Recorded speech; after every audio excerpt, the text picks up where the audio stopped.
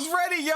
I was fully prepared for Money in the Stank. I brought my mop bucket, some Pine Sol, some Fabuloso, some bleach, and I walked in and things was surprisingly clean. Things actually didn't stink to high hell. Hey, Paul Levesque, this is how you book a show. This is what I'm talking about. This is how you book a show. This is how you right your wrongs. You officially earned the name Money in the Bank back, Triple H. Now, was the show perfect? Absolutely not. Was everything peaches and cream? No. But us content creators, and more importantly, you, the people that's commenting on all of social media, we were all the ones that lit the fire under Paul Levesque's ass and made him go in a gorilla and give us something worth watching. I'm very excited to see what's gonna happen moving forward. And I'm not gonna lie, I'm gonna be real. When I see Naomi go to the top and grab that briefcase, man, I was 80% already sold. Like, all right, nothing else could really happen on this show. I'll be happy. This is what you do when talent shows that they step it up to a next level. This is how you reward them correctly. You dropped the ball with Drew McIntyre. Let's hope when he comes back, he can get his payoff from his 2024 run. But Naomi, she finally got the payoff. 10, 15 years of the company getting buried, jobbing left and right, putting other women over, finally. She turns heel. She puts Jade over at Mania. This is one of the best heels. If not Naomi's the best heel we got. It's not even close on the programming. Now, I don't know what that says about WWE and WWE Creative, but really, I don't give a crap. Naomi's doing a great job. She deserved that Money in the Bank briefcase. Now, I know a lot of y'all want Roxanne Perez, Julia, Stephanie, or even Rhea Ripley. And I'm telling you right now, nobody deserved it more than Naomi. We talk about a woman who got jobbed her whole career in WWE, left, got it lit in TNA, came back, did whatever was asked. Anytime she's getting creative at the table, she's just executing, man. 95% of the time, Naomi has been like literally perfect. This is what you do. This is how you reward your stars. Shout out to Naomi. I'm so proud of that woman, man. Like, I'm so proud to see how far she came. I could shed a tear, y'all. I'm telling you, man. This is like, oh, man. Naomi winning was the highlight for me, man. Well, I thought it was the highlight. Now, the next match, Triple H must have been watching my videos. Remember, I was just talking about the IC title? How Dominic Mysterio won the IC title. We haven't seen him since Mania, it seems like. He's been hiding in the clubhouse. I feel like Triple H might have heard that, and he put Dominic Mysterio versus Mr. Octagon, or whatever, what's his name, Octagon Jr. or something like that. I never heard of the guy, but he puts Dominic Mysterio versus Octagon Jr. on, and I'm like, bro, first, I'm livid. One, because like, how do you not fit Karrion Kross in the picture?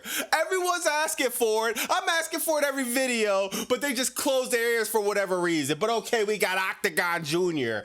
And the first thing I'm thinking is creative. Can you think of a worse name for the guy? I know it's probably not their fault, but man, Octagon Jr., what's next? Square Senior?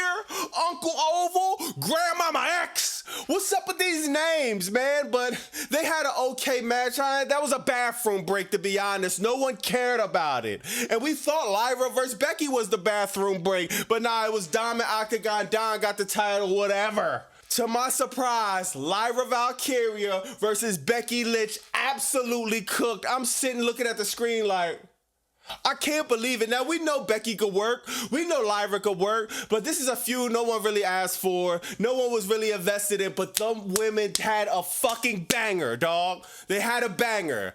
Now, I know we use the term loosely. We call everything a banger nowadays. Well, y'all do. So I just follow the leader. When you in Rome, do as the Romans. So yeah, let's just say it was a banger, for lack of a better term. It was a great match. I love how they finally let Becky go over. Becky has the IC title. Lyra was holding hostage. I told you I was going to call it the isolation title until she started defending it more. But now we got a new IC champion, and her name is Becky Lynch. And it was just perfect how at the end Lyra had to raise her hand, then she had to show the whole crowd to put the belt on her, then she slammed her at the end. This is what I'm talking about. This is what it looks like when creative locks in. Paul Levesque, why does your job have to be on the line for you to book like this, sir? Is it that hard? Is it that hard to listen? I'm hearing you got about 17 burner accounts, so I know you hear what's going on. Raw and SmackDown sucked ass all year. Finally, Triple H might have had enough himself, and he finally put that pen to work. Now, they could have easily phoned it in. They had a great match. They could have easily just went to the back and that was it. No, the extra, the storytelling. Now you can kind of stretch this another 1 to 2 PLEs and we might be a bit more interested.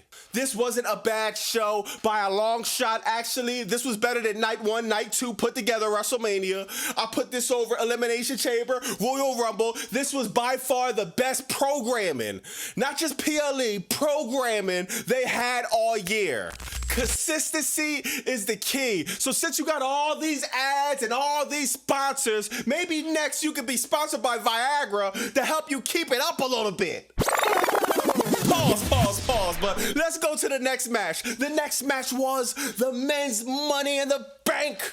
This is where it gets a little bit controversial. This is where it gets a little bit critical. Now, the match was okay. Was it the best Money in the Bank men's match? Absolutely not. I feel like the last few years, the women have been absolutely topping the men's Money in the Bank.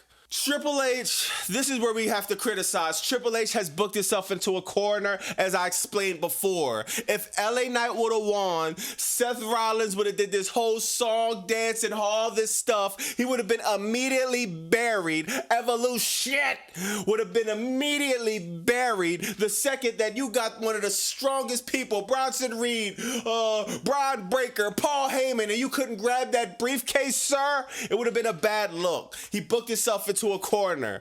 Now, if Seth Rollins wins, LA Knight is buried, bro. I'm sorry. Unless LA Knight could win the King of the Ring, which I highly doubt he will, LA Knight is buried, bro. He loses every year Money in the Bank. He always get this close to just lose, bro. At this point, just put the IC title on him. Let's try to do something else but bury the guy. Triple H, what is going on? I'm hearing rumors that you got heat with LA Knight for what? You're not a wrestler anymore. Hunter Hearst Helmsley? Come on, bro. We love LA Knight, bro. LA would have went crazy if LA Knight would have won, bro. So I don't know what the heat is backstage. And if it's that much heat, let the guy go, bro. Let him hit the Indies. Let him hit AEW or something while he's hot. Stop holding these talents for hostage. LA Knight deserves better. Men's Money in the Bank was cool. It is a little bit weird, though, that the highest spots in the Men's Money in the Bank come from Jacob Fatu. When he did that Samoa drop on Bronson Reed, that was a crazy spot. When he grabbed Solo Sikoa's ankle, I hate you, Solo, break him down from the ring, started kicking him, whipping his ass. That was crazy. This is how you book Jacob Fatu. Yo, I got mad. Y'all heard me. I got mad because Jacob Fatu wasn't in the Money in the Bank ladder match. He didn't need to be. That is how you protect talent. After SmackDown being so bad, Jacob Fatu started losing his aura to me a little bit. Y'all know that's my favorite wrestler coming up right now, Jacob Fatu. He started losing his aura to me just a little bit. Week after week, it was just like redundant booking. JC Mateu, Solo Sikoa. It's like, what are we doing? And they made us wait a little bit too long, but what you say? Let Triple H cook, long-term booking. Okay, I guess so. We had to wait. We almost died of starvation waiting for Triple H to cook. But at least we got fed tonight, y'all. Beggars can't be choosers. I need to lose a few pounds anyway.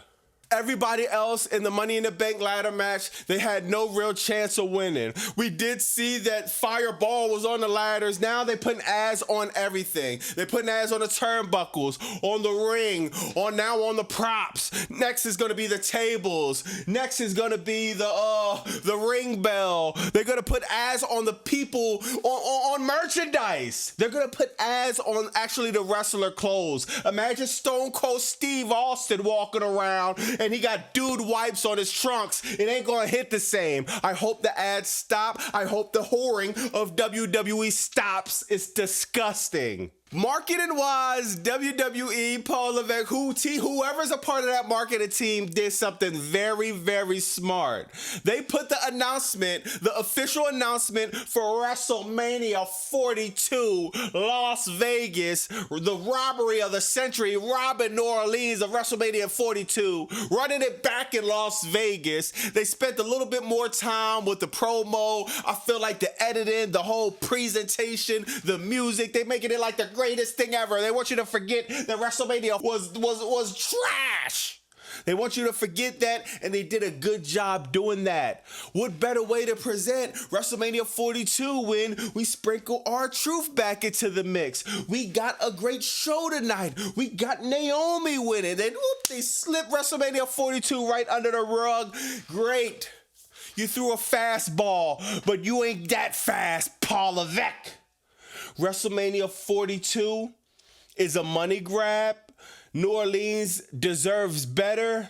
I was looking forward to actually trying to go to New Orleans for WrestleMania 42. I'm definitely not going to Vegas though, bro. I don't have money like that. Y'all want to extract every single dollar from the fans, and man, I'm really interested in seeing how this is going to play out, WrestleMania 42. How are y'all going to pull this off? This was the worst WrestleMania of all time, and y'all going to run it back? But I'm getting people in the comments telling me they must be business people. They're telling me, man, nah, Bobby, business-wise, the numbers make sense.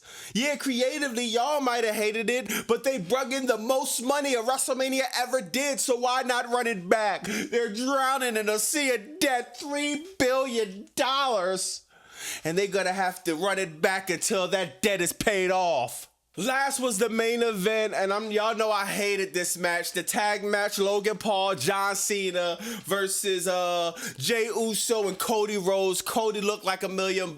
Jey Uso did great work. John Cena, great work. Logan Paul, as always, great in-ring work. He had the drone. Everything was going on, but none of it mattered. The only thing that mattered when that dude in all black, a black hoodie, came out, and we're like, man, is this a fan? Who is this?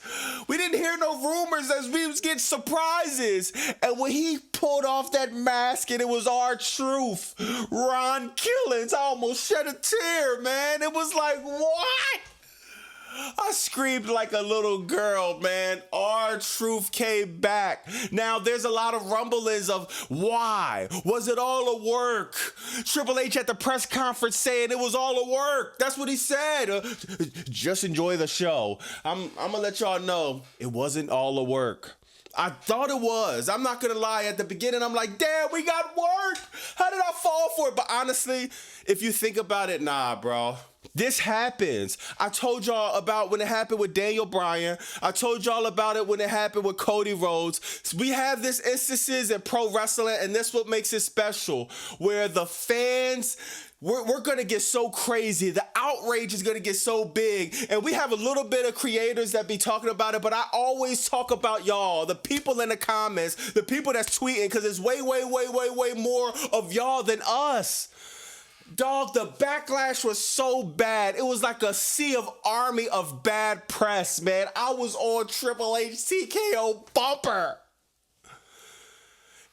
And I can't take all the credit. It was a lot of y'all, and it was a lot of other creators. We were just complaining about this immensely. They had to change something. They had to do something. And it made no sense when you look at it like, bro, hold on. R-Truth didn't do nothing. You know, a lot of people made that call up top. All right, well, I'm leaving. You got people saying The Miz left and all this other stuff. The morale backstage was piss poor.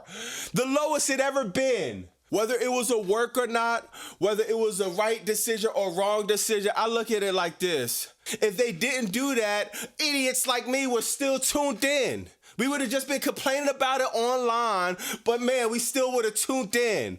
It's gonna take a lot for us to really tune out and give two birds to the WWE and TKO. It's gonna take a lot, and I'm not gonna lie. Over the last few weeks and months, I'm getting extremely close. But Triple H, WWE Creative, they did it again. They revived my passion. They turned me back to a mark. I never wanted to be anything else in life. So I'm happy. I really want to see what's Raw gonna do, man. I'm really interested. I'm really intrigued. What is Raw gonna do? The key to this whole thing is consistency. Without consistency, you got complacency. It is imperative that Raw on Netflix doesn't suck tonight. We need at least a 5 to 6 out of 10 show. Like I told you, the expectations are high. The show's been so horrible. All you have to do is have 1 or 2 segments, and we're gonna complain still. We're gonna bitch. We're gonna make jokes about everything. But man, at least give us something. It just gets frustrating when we getting absolutely nothing. 1 or 2 segments tomorrow. That's all I'm asking for, Paul Levesque. That's all I'm asking for. Let me know in the comments what y'all think about that. Am I wrong? Am I bugging? Was Money in the Stank the right terminology for this pay-per-view, or am I right? Was I right to put the cleaning the pies aside? Is my nose deceiving me? Did it really stink? I ain't gonna lie, man. I really feel like this was a great show. This was like, I ain't gonna lie, I gotta give it a 9 out of 10. I can't give it a 10 out of 10 because I don't know how I feel about the LA Knight situation. I don't know how I feel about the Dom match, but man, a 9 out of 10 because I really would have called John Cena turning heel before I called R-Truth coming back. I'm not gonna lie, man. They got us right there. WWE, you sons of bitches, you got us, man. Let me know in the comments what y'all think about that. I'm gonna holler at y'all. It's Bobby Monsoon 215. Like, comment, subscribe. Bye.